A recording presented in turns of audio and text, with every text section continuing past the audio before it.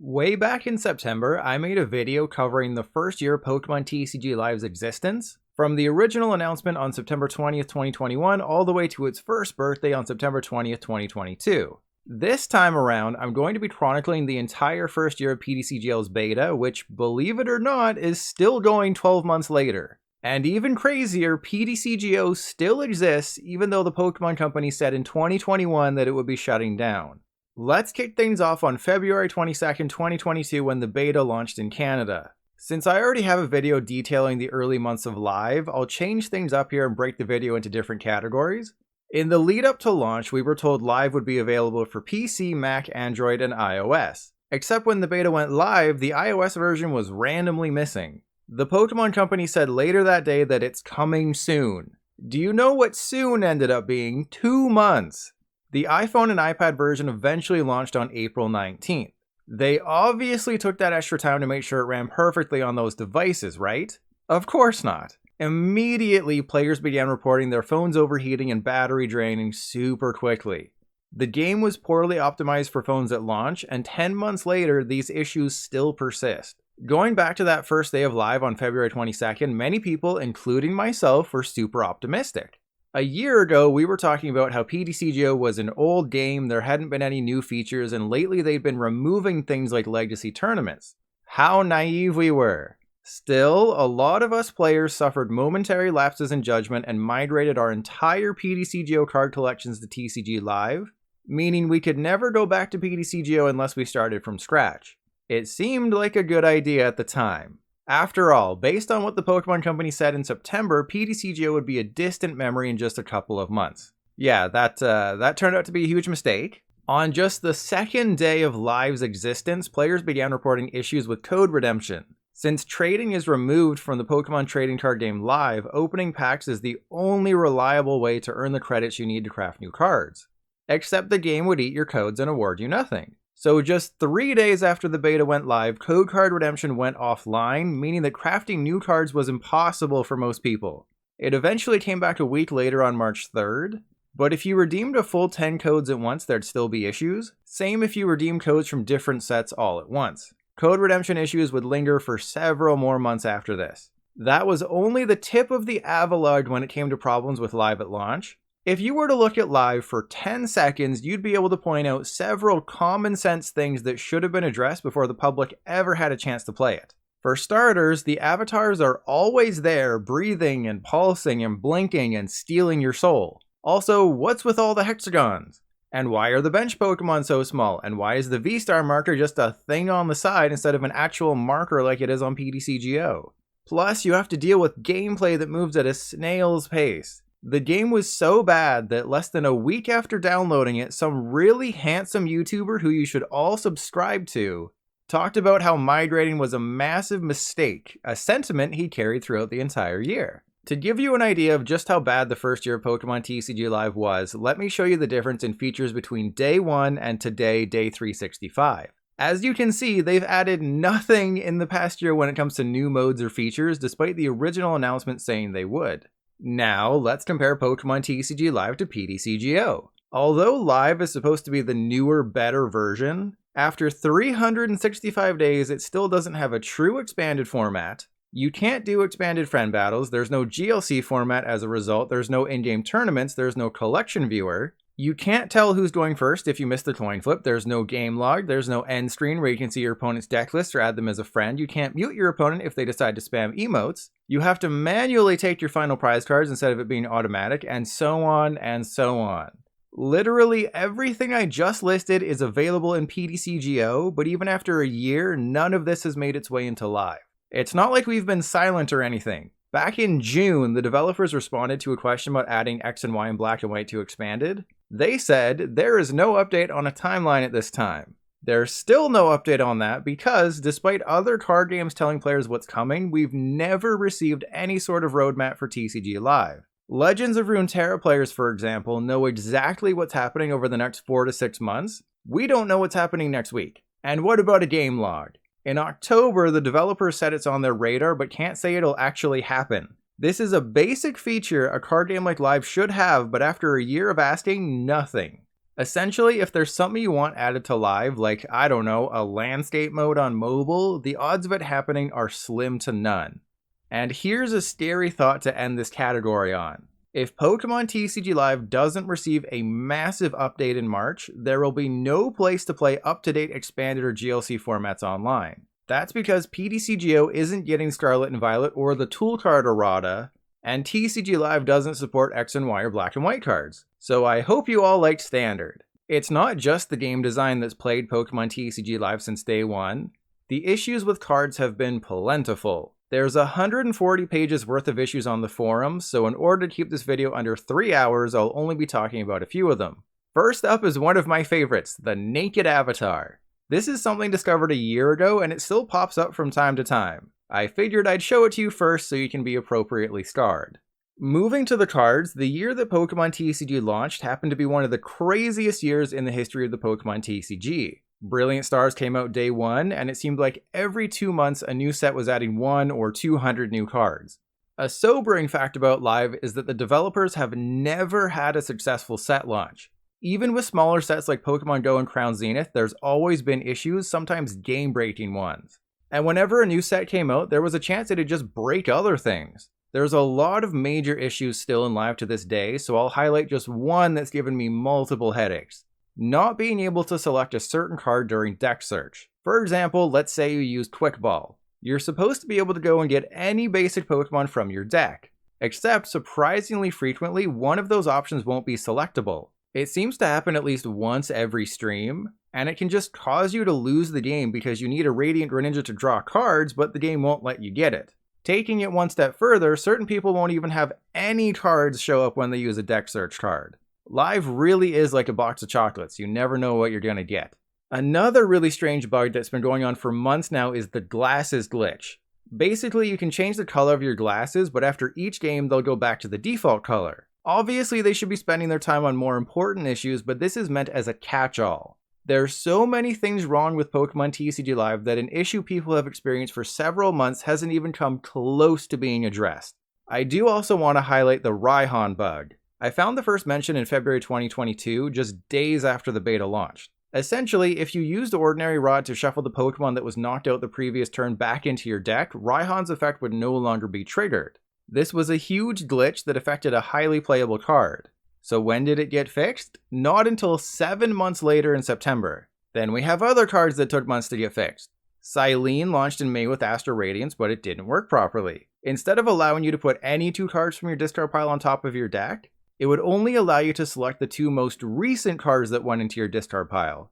Silene became a playable card during that period, but it was effectively unusable in Live. Galarian Mr. Rime V also came out in May, and instead of its attack costing 3 energy, it only cost 1. When were these issues fixed? July, more than 2 months after the launch of Astral Radiance. There's too many examples of this, so I'll mention another. Enamorous V. Guardian of Love is supposed to stop effects of your opponent's abilities done to your Pokemon with Psychic Energy attached. Except it would also protect against your own abilities, creating a situation where you could use Twitch Shooting and Teleon with Bronzong to use Twitch Shooting literally infinitely and win every game as a result. Enamorous V was then banned on September 27th, a few days after the exploit was discovered. It was a similar story with Keldeo and Cobalion from Silver Tempest. They launched in November and never worked properly and weren't fixed until January. Or how about Lost City?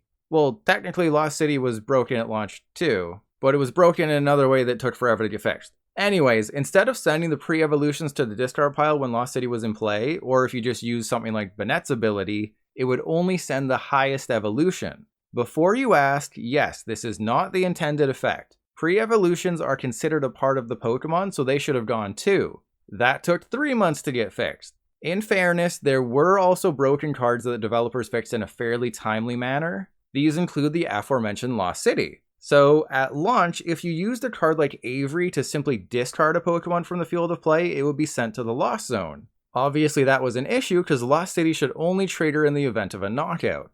Thankfully, this was fixed in 3 days, same with an issue where Damage Pump wouldn't let you split the damage counters. Using the most recent set, Crown Zenith, as another example, it was discovered almost immediately that Sky Seal Stone was broken. It should only allow basic Pokemon V to take an extra prize card, but it also worked with VMAX Pokemon. The card was banned quickly, and to my surprise, the developers fixed it super quickly. But that was just one broken card from the new set. Kyogre also didn't work.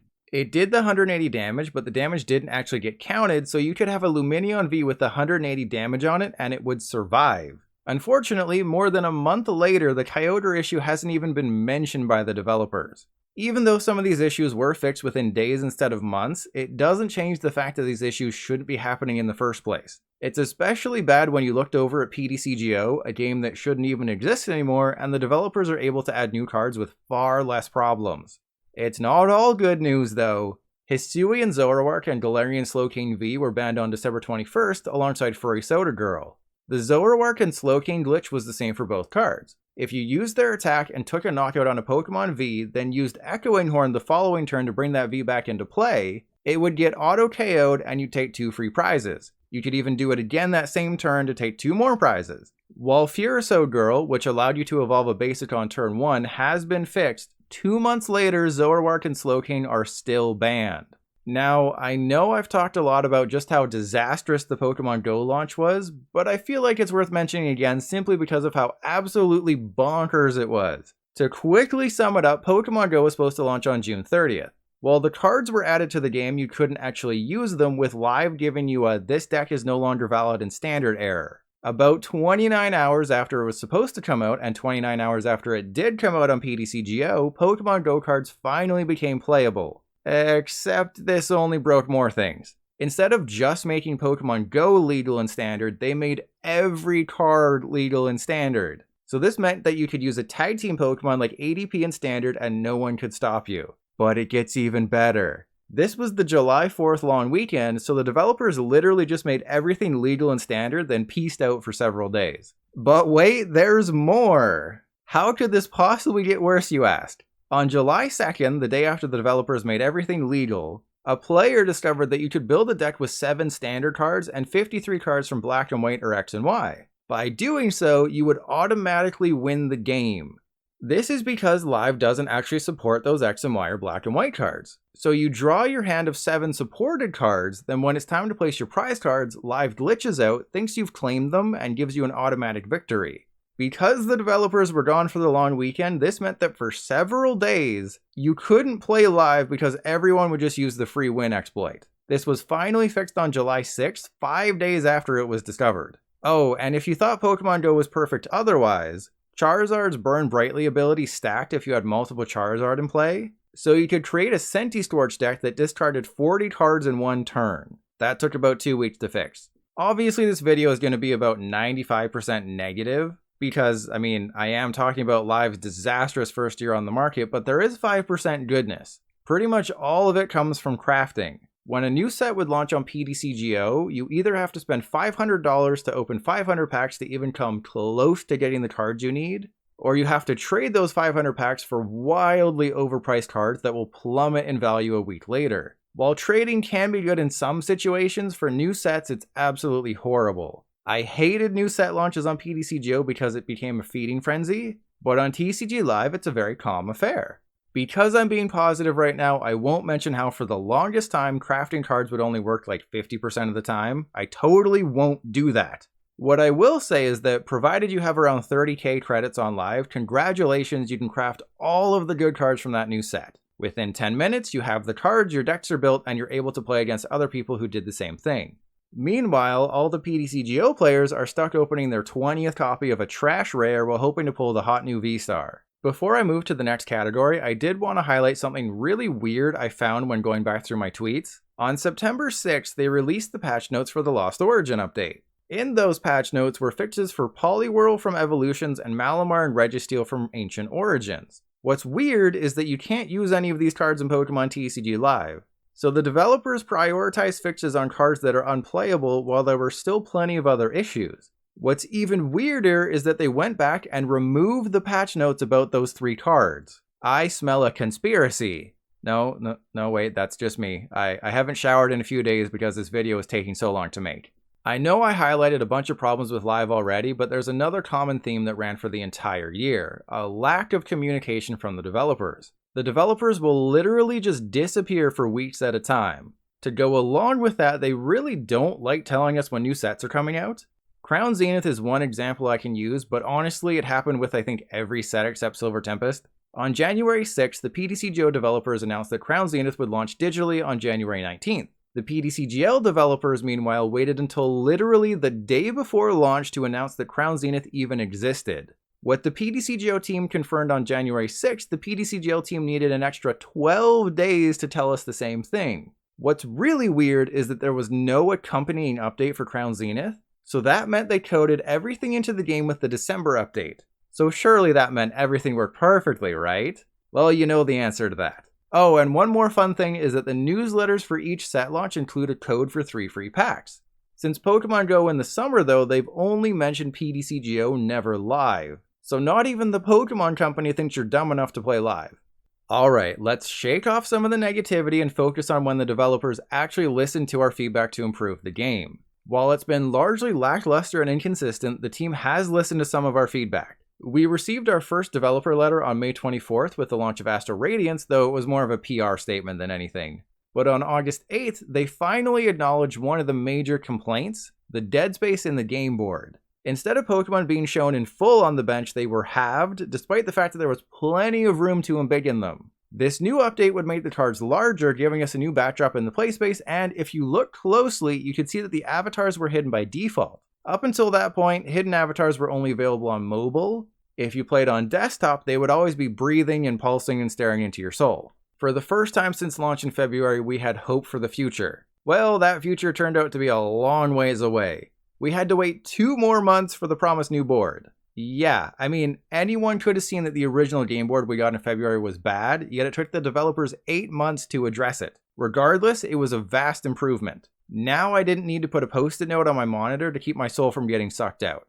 Probably the greatest day in the entirety of Pokemon TCG Live's first year is when they increased the game speed on October 11th.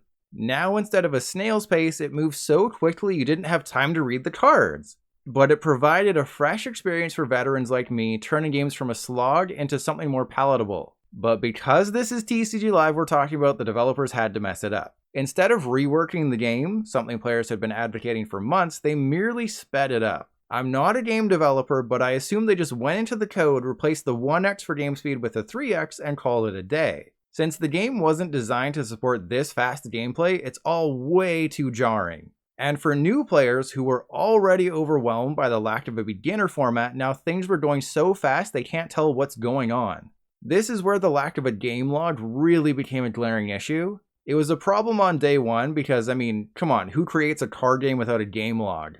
But now when you can barely tell what's happening, it's an anti-player move.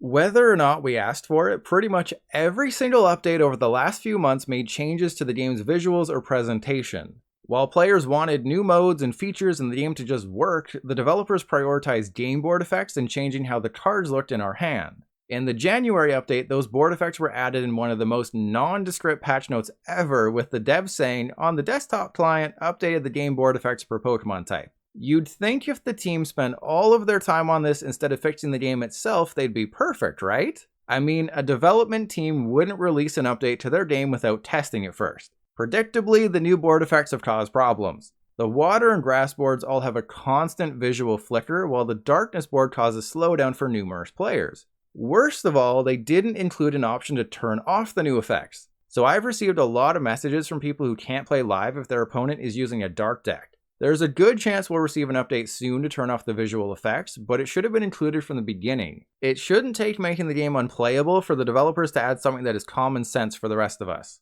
So while the team has listened to us over the past year, it's not even close to enough. If the point of the beta was to gather feedback and improve live based on that feedback, why are they ignoring 90% of our suggestions and forging ahead with things we don't want? With PTCGO support ending, the Pokemon Company said they'll now be able to devote all resources to Pokemon Trading Card Game Live. It's a bit of an odd statement given that Direwolf developed PTCGO while the Pokemon Company is handling Live, but maybe it means more money and better developers on a project that desperately needs both. I touched on the iOS version of Pokemon TCG Live earlier and how it was randomly delayed by 2 months, but I'd like to take a moment to talk about the mobile versions as a whole. If you look at the description for both the Android and iPhone versions of TCG Live, the word beta isn't used anywhere in them. So if you're a mobile player, you'll download the game thinking it's a sequel to PTCGO, play it, then your phone will overheat like a torque hole and you'll wonder what the hell is going on. Not only is the description misleading, but nowhere in the game itself does it say this is a beta. The first choice you get is whether or not to migrate. Any sane person would assume that the Pokemon Company giving you the option to migrate would mean that Live works. But in TCG Live land, common sense is thrown out the window. After that, you only see the word beta in regards to Expanded, a mode that is completely neutered. In the original announcement for Live, they said the beta version of Expanded would start at Lost Thunder, which is when people assumed development on Live began. But then they randomly decided to make it Sun and Moon based to the most recent set. As a result of this bizarre decision, no one has ever really played Expanded on Live. It's a useless format, and the fact that the developers prioritize making half of an expanded format work over literally anything else is baffling. I mean, there's still no way to tell who's going first after the coin flip or expand your deck list. Two things PTCGO does. In January 2023, 11 months after launch, they did give us the global beta battle pass. So they finally told players in-game that it's a beta instead of tucking away the dangerous word in a part of the main menu most players will never see. Two of the main complaints with the mobile versions of Live is that it causes phones to overheat and drains the battery like crazy. This has never been addressed by the developers and has been an issue since day one for both versions. Add in the general fact that this is TCG Live and that the developers never brought the board effects to mobile, which is honestly a good decision since it would cause phones to explode. The game is getting absolutely destroyed on the app stores. I mentioned earlier this month on Twitter about the low ratings, but in the few weeks since, more PTCGO players have migrated to Live, and they are not holding back. The Android version is now over 1 million downloads with more than 8,000 ratings. While it was at an embarrassing 2.4 out of 5 on the first, it's now at an abysmal 2.0 out of 5. And the iOS version has dropped from a 2.3 to a 2.2, with all the new players saying the same things we've been saying about Live for the past year. It sucks. Keep in mind that the Pokemon Company knew how bad Live was, yet decided to say PTCGO content support is ending anyways. And now after a year, Live has a worse rating than most shovelware games, despite coming from a company that made $300 million in profit last year. And for those wondering, PTCGO is at a 3.8 on Android and a 4.6 on iPad. The amount of work it will take for Live to even come close to those numbers is staggering. Let me give you a hypothetical. Let's say a brand new Call of Duty is announced, but the beta is exclusive to Canada. Do you know what would happen? Suddenly, every major Call of Duty content creator would live in Canada thanks to the magic of a VPN. And even if that beta lasted a ridiculously long time, like say a year, people would still be streaming it and making YouTube videos. But with Live, it was a completely different story. Pokémon is the biggest franchise on the planet, yet 2 months after the beta went live for their brand new TCG game, literally everyone had left. Top creators like Andrew Mahone saw a sharp decline in viewership and as a result, a drop in revenue. Not only that, the people who did stick around rightfully complained about how slow and ugly Live was. So in order to continue making content while also waking up in the morning without an encroaching sense of dread, Andrew and everybody else went back to PTCGO.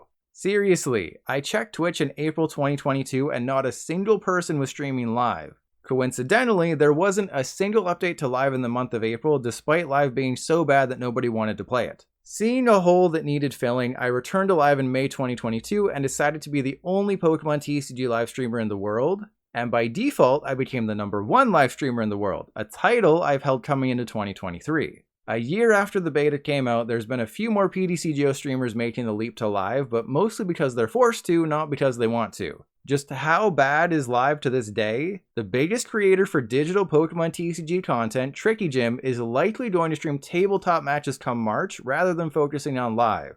The person who has made the most money playing PTCGO would prefer to do all the work to make tabletop matches look good rather than playing Live for one more second.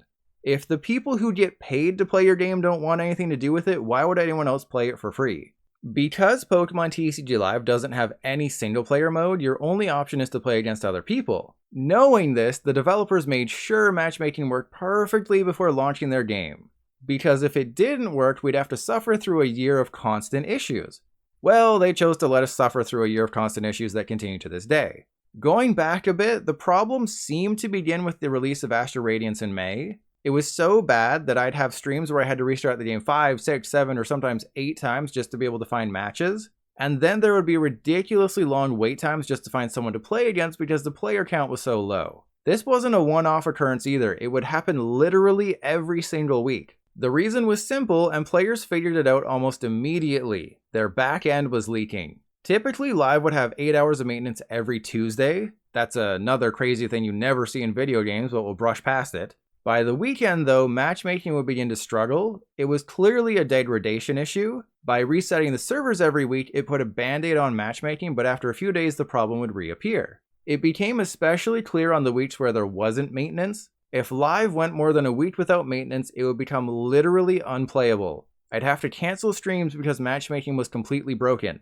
Then it was a case of waiting for the developers to grace us with maintenance to fix the leak. So while players knew what was wrong, do you know who didn't? The developers. Despite me streaming lives multiple times every week and players giving them constant feedback and guidance, it took the devs months to realize that matchmaking was an issue.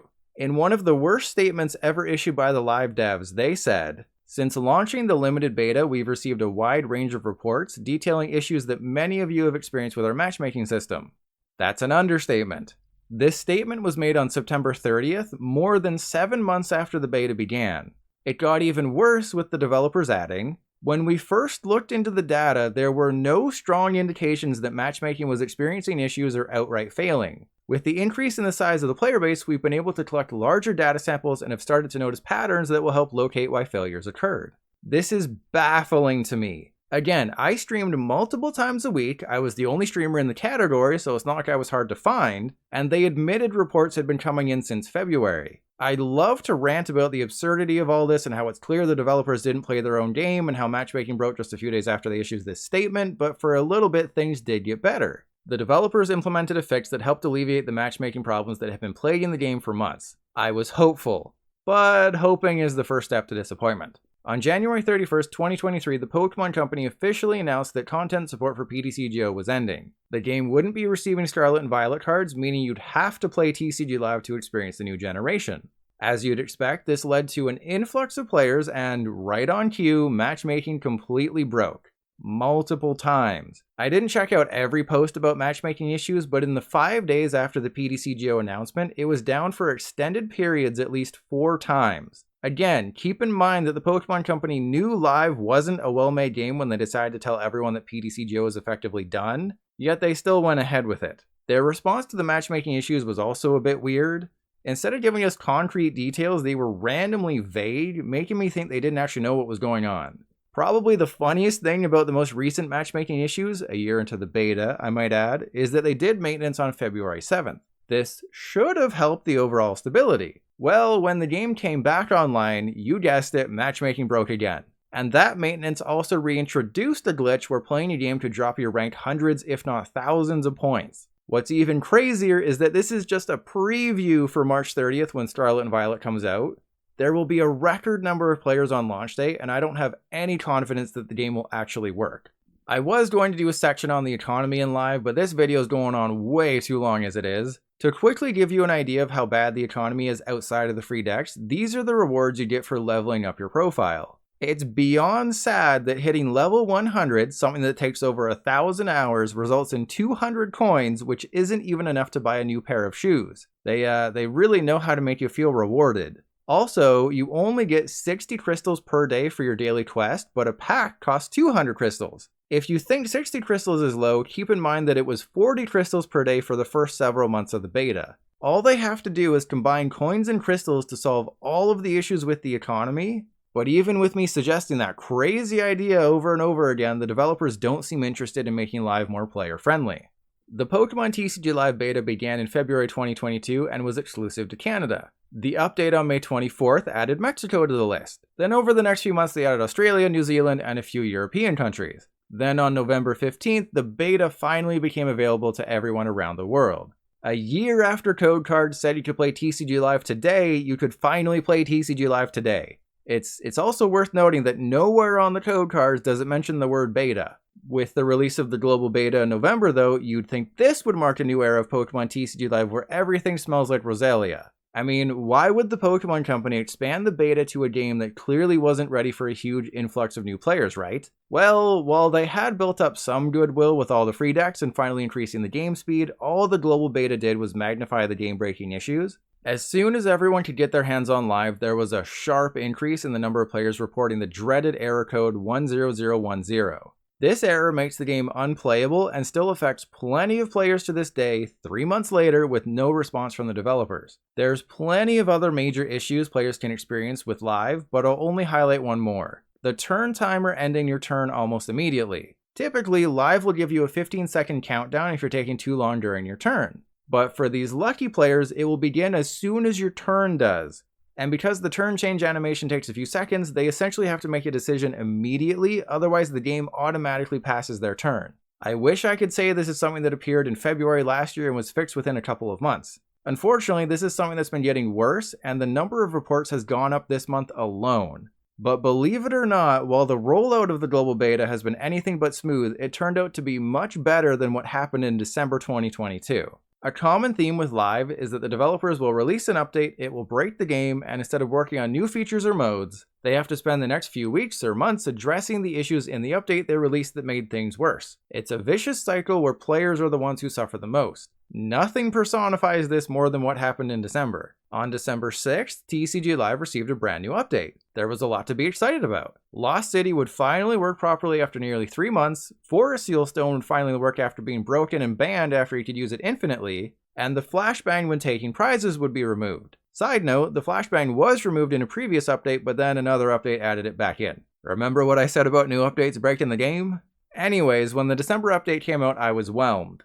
Lost City did work, and the flashbang was all but removed, but the issues were already starting to appear. For starters, they had to ban Among Us. Also, because the developers have to change the visuals with every update for some reason, now your hand was displayed flat like PTCGO, except the bottom half of the card isn't visible. Again, there always seems to be unnecessary changes that make no sense with every update. But all of those minor gripes would soon fade away. Within just a few hours of the December 6th update, reports began flooding in of numerous game-breaking issues, essentially making Live unplayable. The culprit appeared to be energy acceleration. If you used any card that accelerated energy from the deck, like Archeops for example, the backbone of the #1 deck in the world, the game would freeze. You couldn't do anything, and even if you restarted, the issue would keep happening if you used one of those cards. The same thing would happen when using a paralysis move with something like Articuno or Zekrom, 2 cards that had seen a rise in popularity due to their ability to slow down Lugia.